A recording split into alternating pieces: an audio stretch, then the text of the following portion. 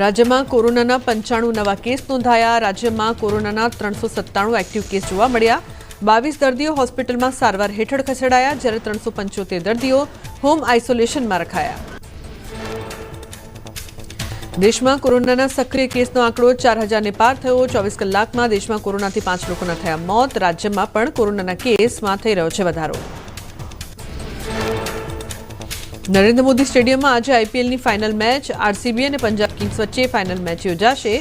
Match પહેલા પંજાબના captain Shreyas અય્યરનું નિવેદન, કહ્યું વિરાટ સાથે રમવાનો અનુભવ સારો રહ્યો। નીટ પીજીની એન્ટ્રન્સ એક્ઝામ 15 જૂને નહીં લેવાય। નવી તારીખ ટૂંક સમયમાં થશે જાહેર। પરીક્ષા એક જ શિફ્ટમાં લેવાશે। એનબીઈએમએસે કરી સત્તાવાર જાહેરાત। સ્કૂલ વર્દી એસોસિએશને સ્કૂલના વાહનોમાં ભાડા ન વધારવાનો કર્યો નિર્ણય। 1 કિલોમીટર અંતરના રિક્ષાના 750 રૂપિયા અને સ્કૂલ વેનના 1200 કરાયા છે નક્કી। 2027 સુધી આ દર યથાવત રાખવાનો કરાયો નિર્ણય।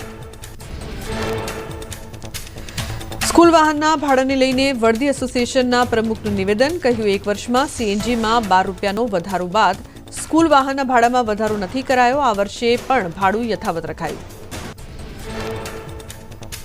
ધોરાજીની સરદાર ડેરીમાં એલસીબી અને ફૂડ વિભાગનું ચેકિંગ। ડેરીમાંથી દૂધ અને દહીં સહિતના નમૂના લઈને પરીક્ષણ માટે મોકલાયા। ઘટનાને લઈને ડેરી ઉદ્યોગમાં ભયનું વાતાવરણ ફેલાયું।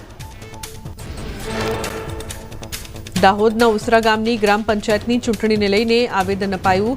ગ્રામજનોએ વોર્ડ નંબર 5 થી 8 સુધી એસટી માટે ફાળવેલી સીટ ઓબીસી માટે રાખવાની કરી માંગ નહીં સંતોષાય તો ચૂંટણીના બહિષ્કારની ચીમકી।